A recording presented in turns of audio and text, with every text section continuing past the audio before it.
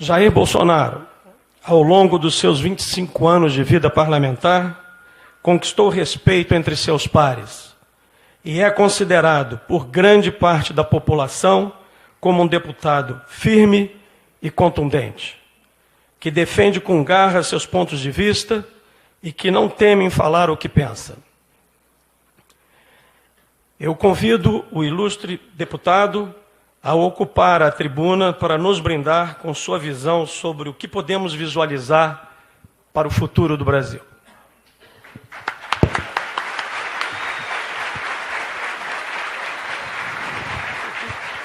Quer ficar aí? Pode. Vou te dar uma aguinha aqui. Tá?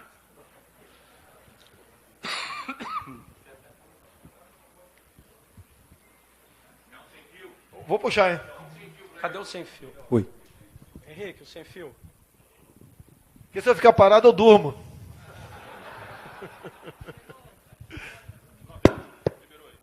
Meus amigos, boa noite. Boa noite.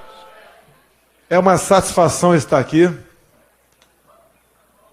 A maneira como fui recebido no aeroporto não tem preço.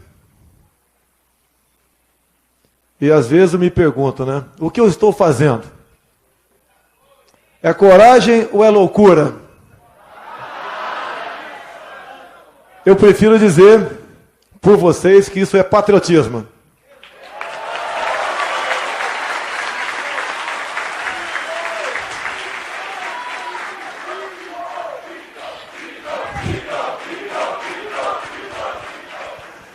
Estou com 62 anos de idade. Mas me sinto... Ainda estou dando uma meia sola ainda, é isso? Estou com 62 anos de idade, mas estando ao lado de vocês, eu me sinto como um jovem tenente do Exército Brasileiro. Esse nosso Exército, que nos garantiu há pouco, mais que a democracia, a liberdade. Esse exército que por muitas vezes é incompreendido pela grande mídia. Eu tive o prazer agora aqui de encontrar dois colegas formados comigo em 1977 na Academia Militar das Agulhas Negras. Eu peço que os dois colegas fiquem em pé aí. General Araújo Lima e o Coronel Ranilson. Esse já tinha 40 anos que eu não via. Olha a diferença de um coronel para um capitão. Ou para um general. Eu parei como capitão para continuar sempre jovem. Muito obrigado aí. Parabéns pelo trabalho de vocês dois aí.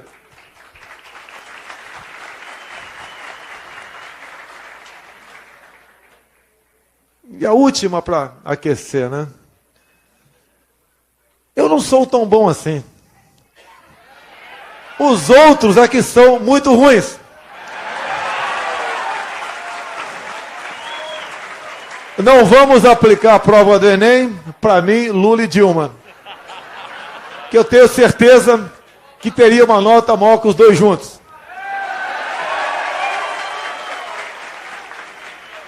Mas acima de qualquer possível conhecimento, a humildade e, para mim que sou cristão, a fé em Deus. Ele não nos dá uma cruz mais pesada que nós não possamos carregar. A minha vivência de exército brasileiro, tive momentos maravilhosos, outros nem tanto. Faz parte da vida de qualquer profissional. Mas o sentimento, o amor à pátria, obviamente, o patriotismo, o respeito, a consideração, isso forjou-se e muito na minha vida. E depois dos 60 anos, eu só tenho um sonho. Me desculpe quem é da minha idade ou mais. Nós já estamos no lucro. O meu sonho é poder colaborar com o Brasil melhor. Outro dia eu estava ouvindo e vendo 4 cabras da peste cantando aí uma música, né, cuja letra é Chuva de Honestidade. Mais importante do que uma chuva aqui para o semiárido de água, o Brasil precisa de uma chuva de honestidade. A honestidade está para a política, assim como o alicerce para uma casa. Não vai ficar em pé se o alicerce não for bom. Tanto é que eu costumo brincar, né? Me acusam de tudo, só não me chamam de... E a gente dá mostra disso, para entrar logo no assunto aqui que interessa para todos nós, qual é o futuro do nosso Brasil. Eu tenho certeza que o ano que vem eu vou vestir a faixa.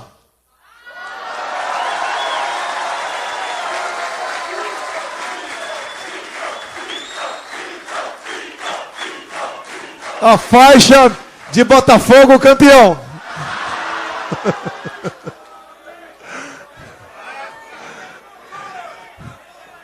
Eu costumo dizer, né, que o capitão do PT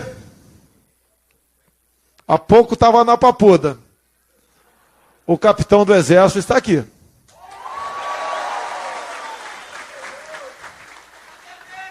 Pensando numa possibilidade futura, porque eu não sou candidato a nada, se bem que a lei eleitoral hoje em dia diz que incorre em crime eleitoral quem explicitamente pede votos. Não vou pedir votos para ninguém.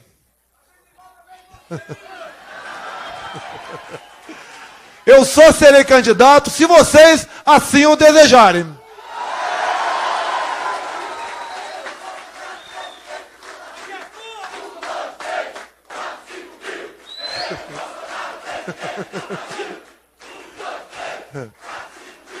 Muito. Vocês são meus amigos, hein? Já imaginaram o tamanho do abacaxi? Mas tudo bem. Se nós juramos dar vida pela pátria, o que é enfrentar um desafio? Vamos lá, o Brasil tem jeito. Apesar desse mar de problemas, nós temos que acreditar. Essa é a nossa pátria. Esse é o nosso solo. E daí você começa a ver como sair desse atual estado de letargia que nos encontramos. É juntar gente boa ao teu lado. E é o que não falta no Brasil. Temos muita gente boa aqui. Em todas as classes. Mas nós temos que sair da toca e a luta. Da minha parte, não é uma obsessão 2018. Entendo que pode ser uma missão. Uma missão de Deus. Que afinal de contas, individualmente, só se tem a perder. Eu já cheguei longe demais na minha vida.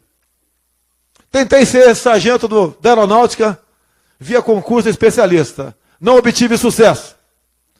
Depois, por coincidência, por coincidência, na minha frente aqui, num concurso, o general aqui, que apresentei agora há pouco, por concurso, entramos na Academia Militar das Agulhas Negras. Foram 38 vagas num concurso para todo o Brasil. Logicamente que é um motivo de glória para a gente.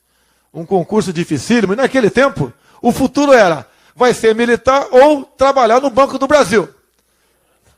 Nós conseguimos uma das duas coisas. E hoje chegamos onde chegamos. A gente começa a ver como é que eu estudo no Brasil. Me desculpe, né, que eu estou me polindo muito ultimamente. Não estou usando o linguajar de um dos meus ídolos aqui, que é o Olavo de Carvalho, que fala muito palavrão. Mas antes do Olavo de Carvalho, nós temos uma pessoa também, porque o Olavo nos ensina muita gente a não temer a verdade e a pensar. Contrariamente, aquele cidadão, né, conhecido como Paulo Freire. E o outro homem que nós devemos muito a ele, mas na questão técnica, Na questão de patriotismo também, o senhor Enéas Carneiro. Só para tocar num assunto muito rapidamente, porque eu sofri muito, mas para mim é motivo de orgulho. Quando entrei naquela briga contra um material escolar que o governo estava pronto para distribuir no final de 2010. Tá? Canalhas 1000 vezes canalhas, tá ok? É o mínimo que você podia fazer naquele momento. Usando pessoas que nasceram assim ou têm esse comportamento para estimular o sexo nas escolas. E agora, lamentavelmente, temos um outro governo, né? Mas é sobra do anterior ainda, mas tem sua responsabilidade. Livros escolares, cuja uma das historinhas aqui é um rei que se voluntariou para casar com a filha. E a filha não quis se casar com ele, ele prende a filha na masmorra. Não é porque estou no Rio Grande do Norte, não, mas alimentava apenas com comida muito salgada, sem água, e a menina, logicamente, diante do sofrimento, aceitou se casar com o rei, com o pai, mas daí o pai fala para ela, quando eu queria te possuir, você não queria. E prossegue a história. Esse é o padrão de ensino atualmente no Brasil. Isso tem que mudar. Eu costumo dizer, para que não haja dúvidas, eu gostaria, se eu fosse presidente um dia, convidar para integrar com o ministro, o MEC, um general que tivesse comandado um colégio militar.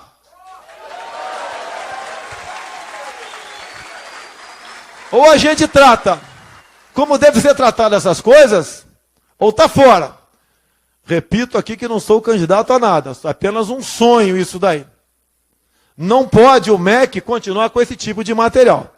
Hoje a imprensa lá do Rio publicou aqui que entre as 400 universidades não tem nenhuma brasileira. Ou seja, como estão as nossas universidades? Como está o nosso ensino público? Um sonho meu, tenho conversado com colegas das Forças Armadas, nós temos que, no mínimo, em todas as capitais de estado, temos colégios militares. Olha um exemplo aqui de Goiás e o Amazonas, as escolas que foram militarizadas. Eu estive lá. A garotada realmente está aprendendo. E o que liberta um homem ou uma mulher da escravidão não é Bolsa Família, não. É o conhecimento. Já que estou numa região agrícola também, aqui o agronegócio também existe. Tem aqui os colegas aqui que mexem aqui com a cana-de-açúcar, onde eu desço o convite. Para mim é um motivo de satisfação estar aqui. Israel é um estado menor que o menor estado brasileiro, que é o de Sergipe. Eles conseguem ocupar lugar de destaque no mundo. E nós? Eu costumo dizer, olha o que eles não têm e o que eles são. Olha o que nós temos e o que não somos. Lá, basicamente, é um deserto. A precipitação pluviométrica é menor do que o nosso semiárido. Consegue ter uma agricultura que lhes dá a garantia alimentar e ainda exporta para a Europa. Criam peixe no deserto. Fui na Embraer deles. O que é comum, né? A gente encontra brasileiro em tudo quanto é lugar. Fomos recepcionados, a comitiva que eu estava lá, com brasileiros da Embraer israelense, onde eu perguntei, tem muita gente do IME e do ITA aqui? Ele falou, sim, além de IME e ITA, tem da Unicamp, tem da USP, tem da Mackenzie, da Unic, tem tudo, tem do Brasil todo lá. Por que os nossos cérebros fogem do Brasil? Ou vão buscar realização profissional em outro país? Há poucos anos, eu conheci um garoto no Rio de Janeiro, que ele tinha um projeto pronto, ao motorista de ônibus, por exemplo, pisar no freio, recarregava uma bateria. E tentou implementar isso no Brasil, não conseguiu. Foi para a França. Daqui a pouco nós estamos importando essa tecnologia para nós aqui. Ou seja, se nós não investirmos em pesquisa, jamais conseguiremos sair da situação que nos encontramos. Falam que eu não entendo de economia. Realmente os entendidos estão aí afundando o Brasil.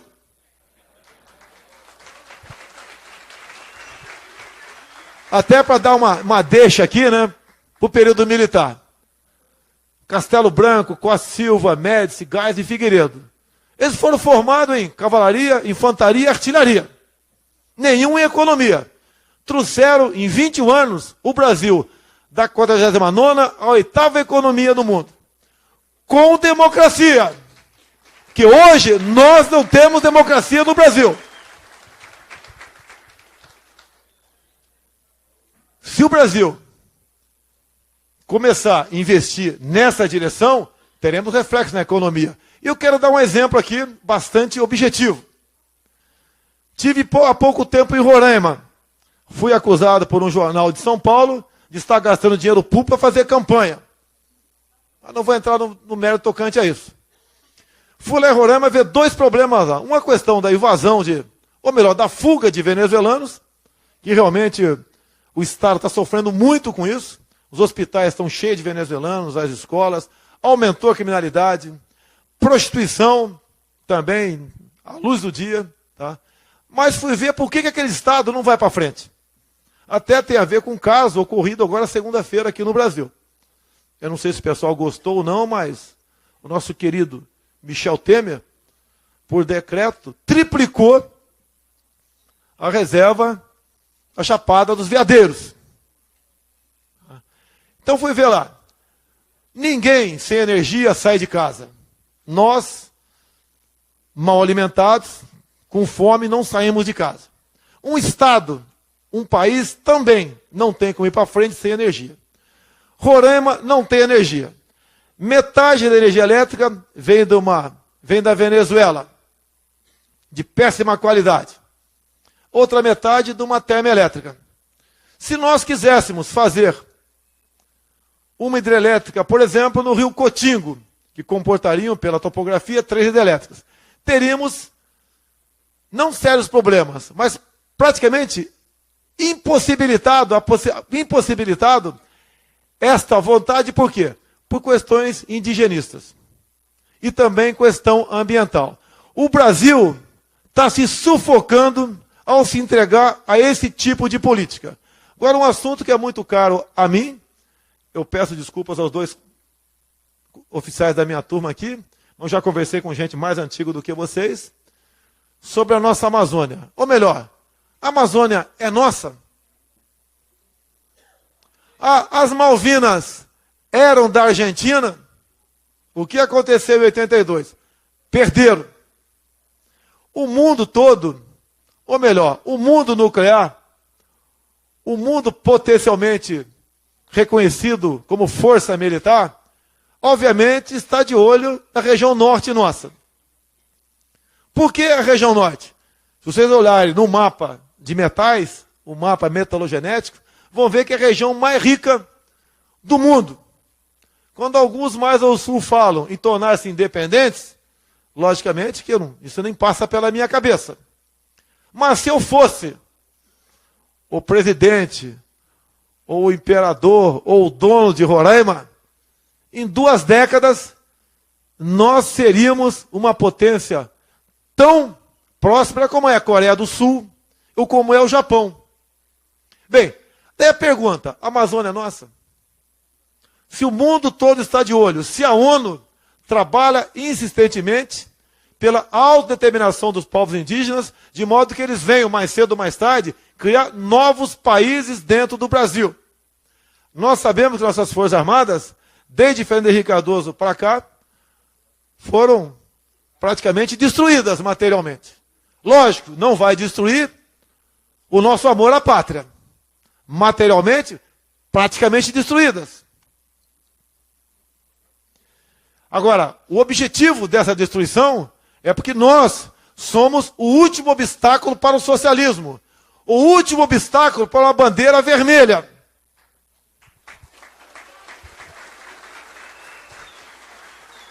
Visando isso, como nós podemos resolver o problema de Roraima e continuar sonhando que a Amazônia é nossa.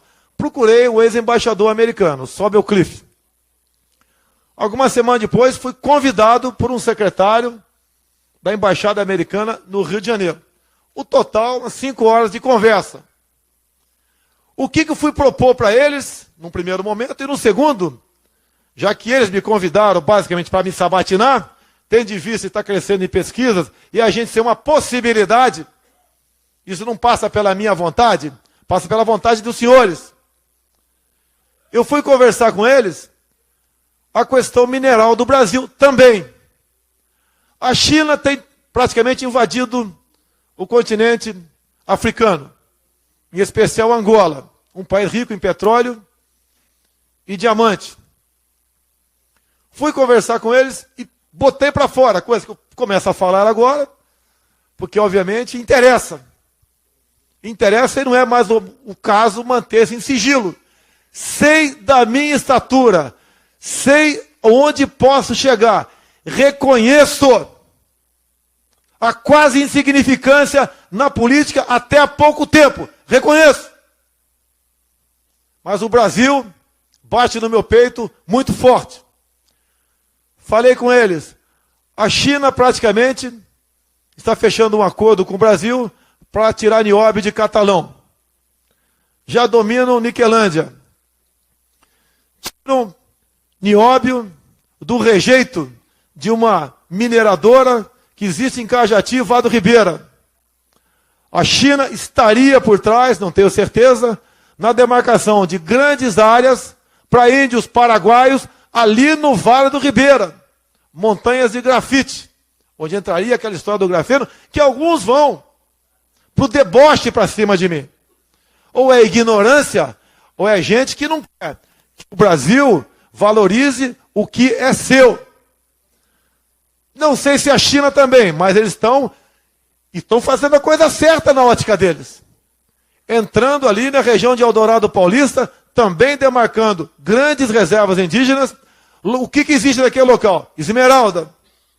A China está entrando no Brasil. Lamentavelmente, nós assistimos aqui, vocês acompanham, o governo federal pensa em começar a vender terras, em especial no Centro-Oeste, para estrangeiros. Nós podemos ter gente, mas não temos política estratégica. Não temos inteligência estratégica. Por que a China revogou a lei do filho único, se já conta com 1 bilhão e 400 milhões de habitantes? Se não é para ocupar essas áreas, talvez fazer uma concorrência, o que falo no tocante ao islamismo, não quero entrar na briga de religião aqui, mas o mundo está sendo pequeno para tanta gente. Por que isso? Porque nós não nos preocupamos em ocupar um lugar no espaço. Por que o Brasil tem que continuar mandando para fora um navio de minério de ferro e receber uma canoa de aço ou meia dúzia de laptops? Por que nós não podemos agregar valor a isso que Deus nos deu para sermos uma grande nação? E uma coisa importante aqui, eu não queria falar, mas é triste falar porque eu não gosto de criticar ninguém. Um senador da República que está muito mal agora aí. Uma conversa gravada entre ele e o Joesley Batista. O Batista fala para o senador, pede para o senador o seu apoio político para indicar um dos diretores da Vale do Rio Doce. O senador pede uma contrapartida, 4 milhões, ou melhor, 4 milhões é para vereador. 40 milhões de reais. Olhem como a questão mineral é tratada no Brasil. Daí vocês vão para Araxá, Minas Gerais. Lá tem uma empresa que retira nióbio e manda para fora com preço lá embaixo. O preço lá embaixo. É por concessão. Então o imposto é em cima daquele valor lá embaixo. Fui lá ver o que estava acontecendo. Fui acusado por um jornal de São Paulo de estar gastando dinheiro para fazer campanha em Araxá. Estive lá apenas na empresa e à noite. Saí à noite para conversar com o povo o que tinha de nióbio naquela cidade. E eles me responderam: apenas a vista para as montanhas ali onde é retirado o nióbio. Nada mais além disso. Bem, este senador também tem a ver com esta evasão de divisas junto ao nióbio. O Jornal de São Paulo, vale a pena, né? Me entrevistou há um mês e pouco atrás, por 1 hora, sobre esse episódio. Falei tudo. Alguns dias depois eu fui esculachado pelo jornal. Como um elemento preocupado, assombrado, com uma questão que não tinha que me preocupar. Que inclusive falei das reservas indígenas, Raposa, Serra do Sol, Yanomami, as riquezas, falei do Vado Ribeira, mas fui esculachado. Eu não sei se o interesse era político, porque tem um candidato em São Paulo que quero mais que ele seja feliz, não tenho nada contra ele, tá ok? E até porque eu não sou candidato a nada ainda, o de lá é. O de lá, quando vai para a Coreia do Sul, é tratado como rei. Quando eu vou para Israel, pergunto se eu usei verba da Câmara. A verba da Câmara não é para viagens internacionais. Ok? Mas vamos lá. Nessa questão, então, mineral. Nós temos que investir tecnologia, pesquisa. Há pouco, estando ali em São Paulo, na Mackenzie, interessa para os colegas das Forças Armadas aqui, né? Passou uma comitiva de militares por lá, porque estão na iminência de se produzir coletes à prova de bala com grafeno. Ou seja, esse paletó podia ser um colete à prova de bala. Blindagens de viaturas militares, da mesma forma, com pinturas.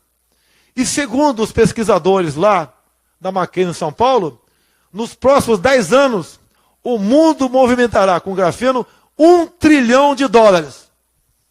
Já os economistas do Brasil preferem mexer na taxa Selic. É só aumentar, diminuir. Está lá o seu Henrique Meirelles, o pessoal achando uma maravilha.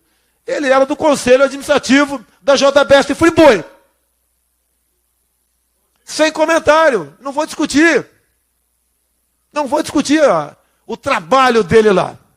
Nunca falou nada sobre esse assunto. É igual a Dilma, no Conselho da Petrobras. Não sabia de nada. Talvez se perguntar para o Meirelles, também não sabe de nada.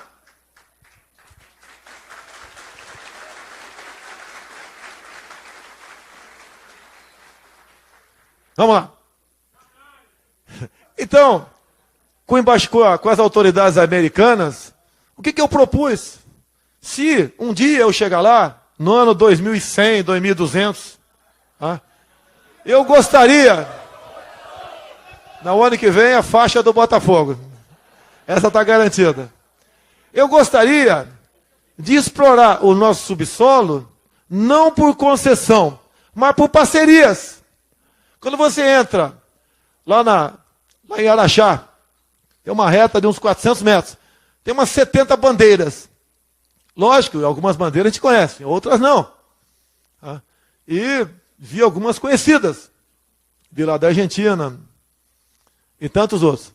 E daí, logicamente, a gente vai perguntar o que esses países estão fazendo com o nosso nióbio, já que as bandeiras são de países que importam o nióbio nosso. A resposta que eu tive de um funcionário mais humilde lá, e é crível a resposta dele, é o seguinte: tem país que está importando o nosso nióbio e fazendo reserva estratégica. Não tem o que fazer ainda, mas sabe do seu valor. E nós não. Estamos entregando esse mineral como se fosse liga de ferro para o primeiro mundo. Vamos lá. Vamos continuar outro assunto aqui. Então nós temos aqui algo que ninguém tem. O Brasil tem essa área. O Brasil tem áreas agricultáveis. Com toda a dificuldade que nós temos aqui no Rio Grande do Norte, topografia, precipitação por metros, qualidade do solo, longe de mercados consumidores, estão sobrevivendo. Logicamente que tem que ter um tratamento especial. Vale a pena os senhores ouvirem isso. Há poucas semanas no Senado foi lá o presidente do Banco Central discutir com a Comissão de Economia do Senado o fim de juros, aqueles juros subsidiados, para o produtor rural. Teve uma reação muito grande do Ronaldo Caiado. Reagiu muito bem. E o Banco Central não precisa fazer isso para definir a questão de juros, mas sentiu que o clima não estaria muito favorável para eles. Caso consiga isso, querem matar o agronegócio, com toda certeza, para facilitar a entrada, talvez, da China aqui. Como é que ficariam os juros do Banco do Nordeste? Ou para o Banco do Amazonas? Quem tem que tratar isso aí é o presidente. A gente costuma dizer num quartel que o comandante é o responsável por tudo que acontece e deixa de acontecer. Nós não temos notícia de presidente da República em momentos como esse, não se fala nada. Deixa à vontade, deixa para grupos políticos assim decidir. Isso não pode ser assim, isso tem que mudar. Nós temos que ter um presidente da República em 2019, ninguém sabe quem vai ser, mas que não esteja na alça e massa de mira da Lava Jato. É um cara que comece não devendo nada para ninguém. Um cara que chegue a ocupar a presidência sem gastar. Porque se é para gastar, para fazer igual aos outros, eu tenho certeza que nenhum de nós aqui entraria nessa aventura. Vamos lá. Não se comenta, nem precisa se discutir a questão das nossas riquezas em áreas agricultáveis no Brasil. Um outro assunto. Biodiversidade. Estive há pouco tempo com o embaixador japonês, que não vale eu ter uma ideia e ficar na ideia, eu tenho que ir lá. Assim como fui em Cajati, em Miracatu, em Eudoro Paulista, em São Paulo, na Mackenzie, em Israel, em Roraima. Nós aqui vamos onde tem que ir para nós apresentar uma possível solução para os casos. Então estive com o embaixador japonês. E nós sabemos que o japonês tem fama de ter tudo pequenininho, né? Eles são os precursores da nanotecnologia. A gente costuma sempre brincar, né? Eu não posso falar mais piada. Um dia eu fui brincar com a vantagem de comprar um carro na Bahia. Eu falei, é porque já vem com o freio de mão puxado. Tive problemas. Brinquei com meu sogro também. Meu sogro é de Crateús, Ceará. Em quantas partes se divide o corpo humano? Ele falou 3. Eu falei, não, no Ceará são 4. Cabeça, pescoço, tronco e membros. Tive problemas. Brincar com dupla goiana. Com a gauchada. Pessoal muito macho. Tá? Mas estava lá com o cônsul japonês e falei para ele, né? Se um dia eu tiver poderes, pode ser como presidente da Câmara, talvez, né? Eu tive 4 votos na última, quem sabe eu melhore. E meu filho não votou em mim porque estava surfando na Austrália. Depois trocamos aquele e-mail, descendo o cacete nele, que filho meu continua levando bronco o tempo todo. Ok? Mas tudo bem. Em parceria, nós temos que conquistar a nossa região amazônica, fazendo acordo com países nucleares, bélicos, como Estados Unidos, para explorarmos em parceria, porque, caso contrário, poderemos perder toda a região amazônica mais cedo ou mais tarde. Alguns devem estar aí meio chateados, né, que o Donald Trump não aceitou o Acordo de Paris. Eu não quero o papo. Se eu sou presidente do Brasil, também não aceitaria.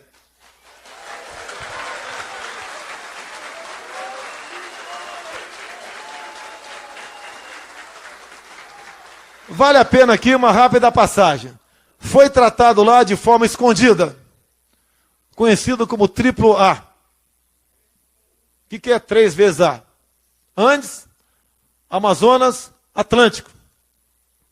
Uma grande faixa que varia de 50 quilômetros a 150 quilômetros. 136 milhões de hectares. Esse triplo A seria, como está em negociação, por esse pessoal que tratou aqui do Acordo de Paris, para preservar o meio ambiente, como fundamental, indispensável para a sobrevivência da humanidade. Nós vamos perder a Amazônia. E vão fazer o quê? É bom ficar quieto para não levar cascudo. Um país cujas elites ignorou suas forças armadas.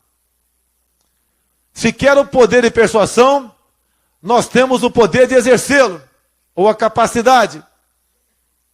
Forças armadas é investimento. Como estavam os heróis nossos do Exército Brasileiro, na Mackenzie, em São Paulo, para ver aqui a utilidade bélica com o grafeno. Que alguns, repito, levam para chacota quando tocam nesse assunto. Mas o nióbio vem lá do nosso querido Enéas Carneiro. E deixa eu elogiar aqui o Ciro Gomes, que há poucos dias ele deu uma declaração preocupado também com a questão do nióbio. Não é que possivelmente ele venha a ser candidato, eu não vou elogiar quando ele merece. Merece elogio. E se ele for presidente um dia, estarei à disposição dele, se houver interesse, é lógico, né? De tratar desse assunto. Vamos lá. Biodiversidade, riquezas minerais, terras agricultáveis. Por que se eu aqui oferecer para alguém, o casal com 2 filhos pequenos, a ficar 15 dias de graça em Copacabana, alguém vai querer ir para lá? Não vai. Eu não vim aqui fazer campanha contra o Rio de Janeiro, mas é uma realidade. O ano passado, uma turista argentina, de biquíni, foi assassinada a golpes de faca na areia. Comum arrastão. Prostituição à vontade. Drogas. Tudo que não presta está lá. Não temos segurança. Sem segurança não tem turismo. O turismo mexe com 10% do PIB do mundo. Agora, como dar segurança? Vamos mandar a polícia militar para cima? Eu não estou maluco e o policial muito menos. Vai para cima. Entra em contato. Acaba morrendo um vagabundo. O policial vai para a cadeia. O policial, vou falar pelo Rio de Janeiro, não é o melhor policial. É o policial que está numa guerrilha urbana o tempo todo. A média são 3 mortes por semana. O policial lá, pobre coitado, está na cabeça dele. Se eu atirar, eu vou para a cadeia. Se não atirar, eu vou para o cemitério. Essa é a realidade dos nossos homens de segurança. Como começar a diminuir a violência em nosso Brasil? O Uruguai aqui, na América do Sul, é o país mais armado. É o segundo menos violento. O Chile é o primeiro. Nós estamos lá embaixo. O que nós temos que fazer? Mas isso depende do Congresso Nacional. Um presidente pode muito, mas não pode tudo. Não adianta vocês votar num candidato que pense como vocês para presidente e votar num cara do PSOL para deputado federal.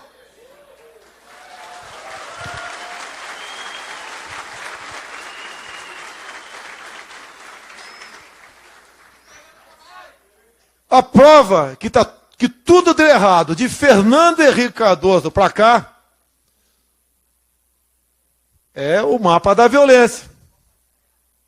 E o pessoal tenta justificar o tempo todo, né? Por favor, aqui, ó. Quem falou que o Joaquim Barbosa é um negro de primeira linha não foi eu.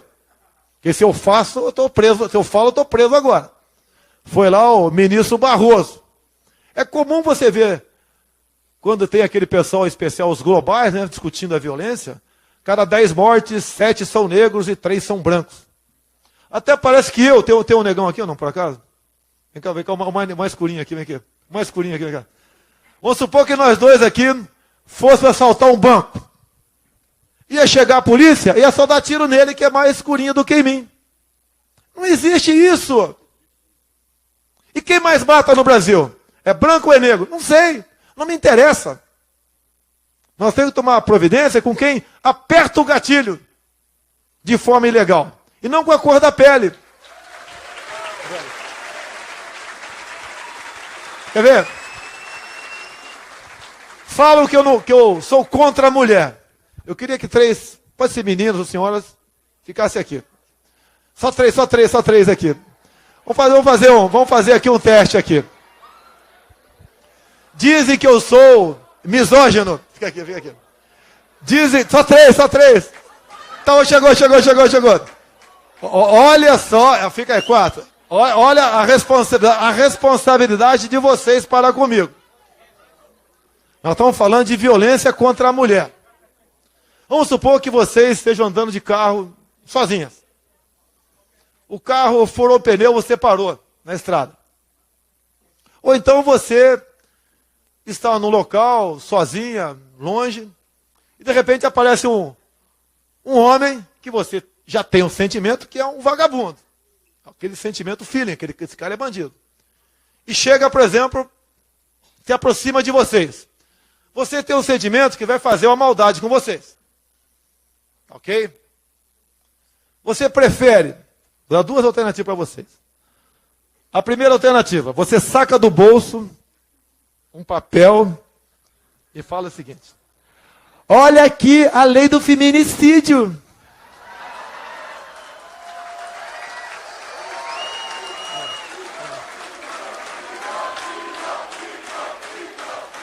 Eu vou repetir. Olha aqui a lei do feminicídio que a bancada feminina aprovou em Brasília. Você prefere a lei do feminicídio ou sacar uma pistola e pá, pá, pá, pá, pá, pá? Isso é defender a mulher. Obrigado. Não foi combinado, não. Não foi combinado, não. Ó, ninguém vai combater a violência soltando pombinhas, abraçando a Lagoa Rodrigo de Freitas, ou fazendo bolinha de sabão com fumaça de maconha.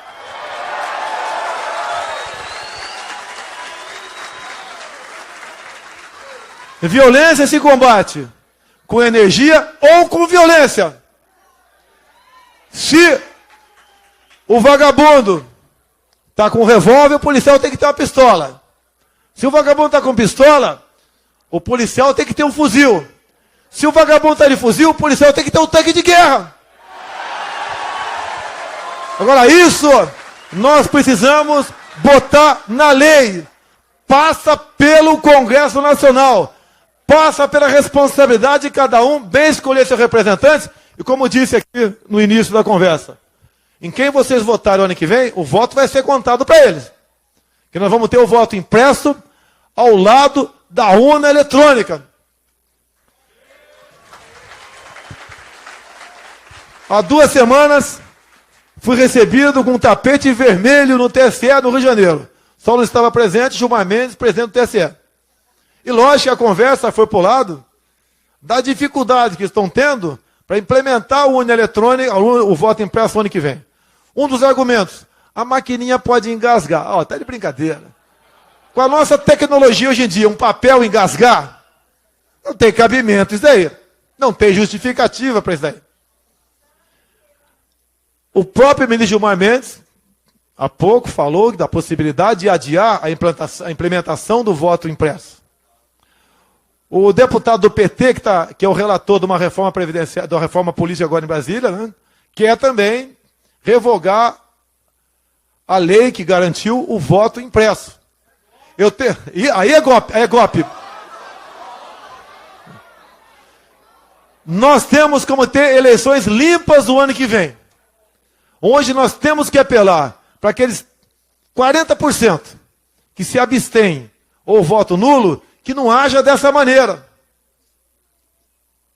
Vi com tristeza, ouvi o ex-ministro Joaquim Barbosa, ontem, não só no episódio quando o Barroso diz que ele é um negro de primeira linha, se fosse eu, né? Ó, tem negro de segunda linha? Cadê os brancos? A feia não pode ser estuprada, a bonita pode. Aquela história, você sabe o que vem acontecendo. Querem me tirar de combate de qualquer maneira. Não é por mim, não. É por nós. Ok? É por nós. Pode ter certeza que esses tiros aqui a gente vai tirar de letra. A gente vai chegar lá e vai incomodar. O meu sonho é mostrar O meu sonho é mostrar que o Brasil tem jeito. Apenas precisa de gente como vocês entrar nessa briga. Nós temos que virar a página dessa crise política, que é a mãe das demais crises. Como aparece a ineficiência e a corrupção? Da indicação política. Essa maneira de fazer política tem que ser deixada para trás. Se é para fazer a mesma coisa, estou fora. Se sou maluco, quem vai julgar são vocês. Nós temos que buscar uma maneira de mudar os destinos do nosso Brasil. Cadê o livro que estava aqui? Tá. Nós temos que valorizar a família brasileira. Nem precisava falar um assunto desse. Nem precisava falar um assunto desse. Temos que respeitar as criancinhas em sala de aula. A educação vem de vocês. A instrução vem da escola. Temos que dar meios para o professor exercer a autoridade em sala de aula. É o básico. Se nós queremos daqui a alguns anos colher fruto disso. A antepenúltima lei, sancionada por Dilma Rousseff, levei muita pancada porque falei isso, né? Foi incluir no currículo escolar do ensino fundamental a disciplina de dança. Porque dançar, vai na faculdade dançar, porra. Vai lá no baile funk. Vá onde bem entender. Botar criancinha de 6 anos de idade para dançar, deve ser para dançar na boquinha da garrafa. Nós temos que combater isso. Se nós não mudarmos a formação da nossa juventude, não podemos sonhar com dias melhores para nós. Apesar, como disse há pouco tempo lá em Manaus, vocês estão em cima de uma serra pelada passando fome. Estou para ir no Pará. Daí me ofereceram um avião particular. Falei, eu não entro em avião particular.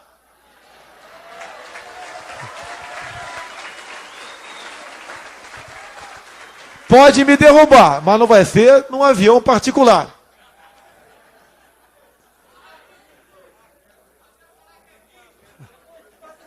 Mas às vezes não dá para saltar lá de cima não. De acordo com a altura, tu abre a porta, vira picolé. Tá muito frio, ok? Pará também, um estado que tem tudo. Estou para ir no Maranhão. Não é para visitar o excelente presídio de Pedrinhas, não. Nem para tomar Guaraná Jesus.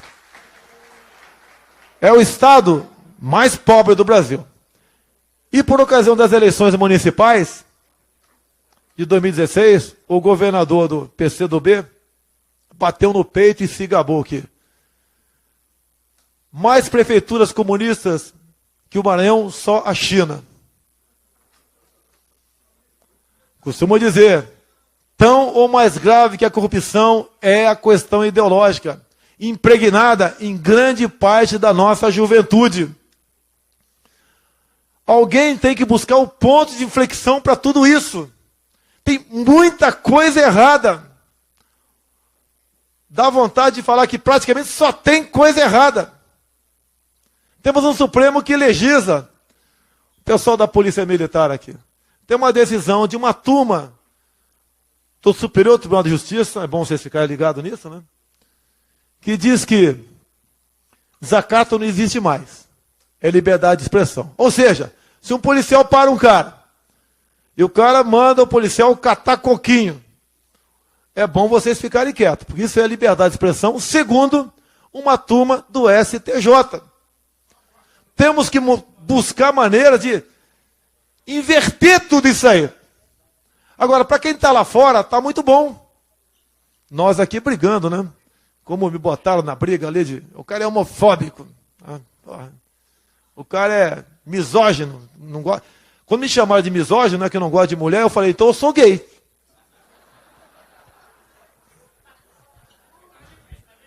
Tá meio difícil, né? Tá meio magrelo, gordo, bunda de tábua de passar roupa. Mas isso daqui te leva para a brincadeira, ok? Mas nós não podemos entrar nessa pilha. Quando eu fui candidato, encerrando, quanto tempo eu tenho aí, mais ou menos? Aí? Não. Quando eu disputei a presidência da Comissão de Direitos Humanos em Brasília, uma comissão porcaria, né? Uma comissão ali, mas eu fui para lá para exatamente tentar atrapalhar a vida deles. Daí perguntaram para mim, como você vai tratar a questão do negro? Eu falei, eu sou daltônico.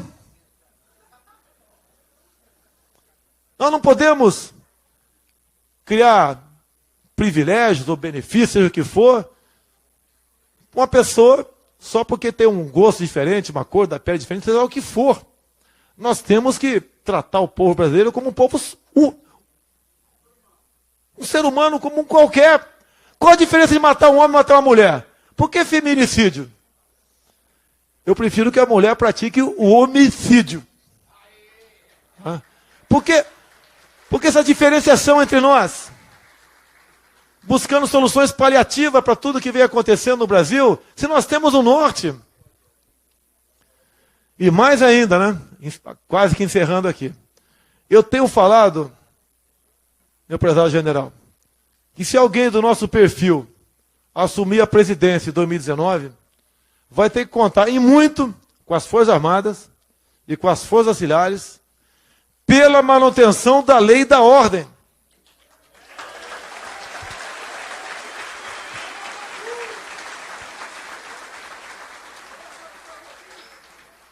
Nós não podemos admitir e achar que é normal, como grande parte da mídia diz, as manifestações de Brasília. Aquilo não é manifestação. São ações terroristas. Você tem que botar na lei que quem impede o direito de ir e vir, quem depreda patrimônio, quem queima ônibus, isso é terrorismo. Nós temos que mudar isso aí, porque sem disciplina jamais podemos sonhar com ordem e progresso. Não tenho comigo hoje em dia, de forma explícita, governador, prefeito, seja lá quem for. Tenho a simpatia de vocês. E com esse oxigênio, se for vontade de vocês, eu vou pro pau o ano que vem.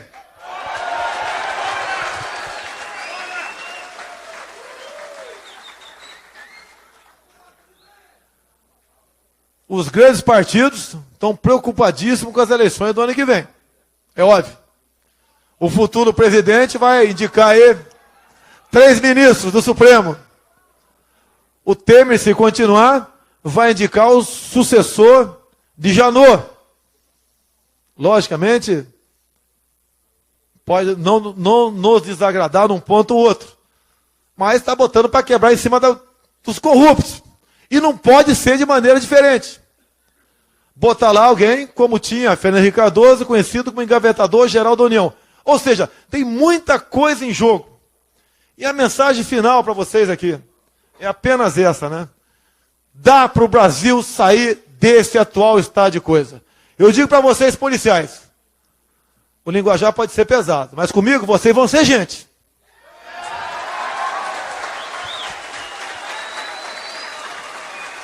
Aqueles 2 que conferiram, 2 vagabundos que estavam no chão no Rio, serão condecorados por mim. No Ministério da Defesa, olha que vergonha, o atual ministro da Defesa é desarmamentista.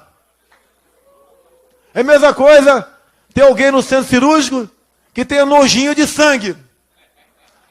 Olha o padrão, o perfil dos últimos ministros da Defesa. Uma vergonha.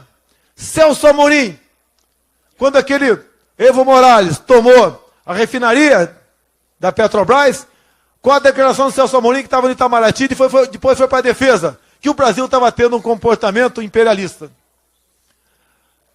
Olha, Aldo Rebelo, PCdoB, no carnaval retrasado, com o avião da Força Aérea, que a imprensa podia explorar esse assunto, né? Foi passar o carnaval com Fidel Castro.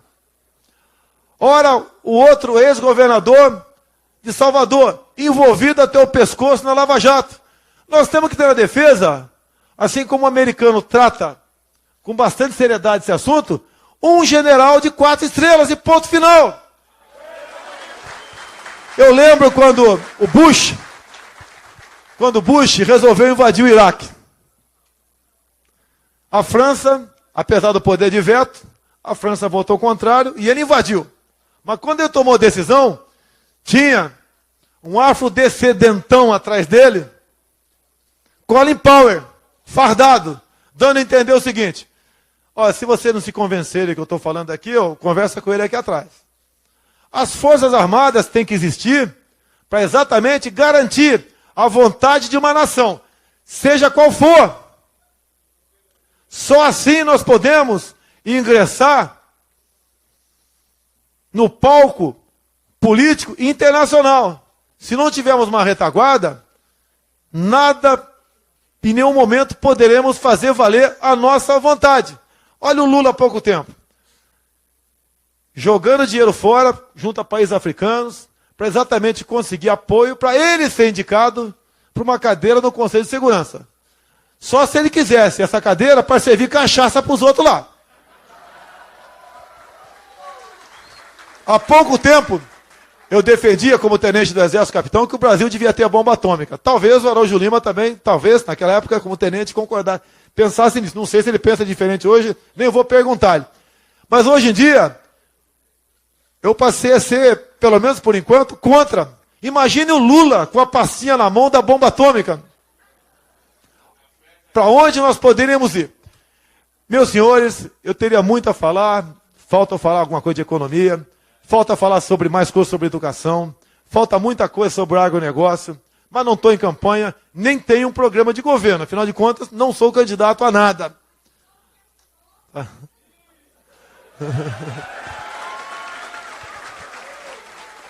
Então eu queria dizer a vocês que estou muito honrado nessa passagem aqui pelo Nordeste, pelo Brasil. Esse povo maravilhoso, acolhedor, amigo, simpático. Dizer para vocês que a minha filha de 6 anos tem sangue nordestino, que meu sogro é de Crateús, aqui no Ceará. Olhem onde eu fui amarrar o meu bode. Mas esse povo é maravilhoso. No meu condomínio, no meu ciclo de amizade, não faltam nordestinos. Somos um só povo, uma só nação. Temos tudo para fazer com que, através de boas políticas, fazer esse povo maravilhoso sorrir. Esse é o objetivo de um parlamento brasileiro. Produzir felicidade e não produzir corrupção. Vocês têm hoje aqui, não vou entrar em detalhe, alguém conhecido de vocês atrás das grades. Mais um. Não vou entrar em detalhes se é culpado ou inocente. Mais um. Nós não podemos mais conviver com pessoas que têm esse comportamento. Pode até ser inocente, pode. Tá? Mas, com o que foi achado na casa dele nos últimos dias, eu acho bastante difícil. Meus amigos, para encerrar aqui, eu quero agradecer a vocês, a hospitalidade, a cordialidade, tá?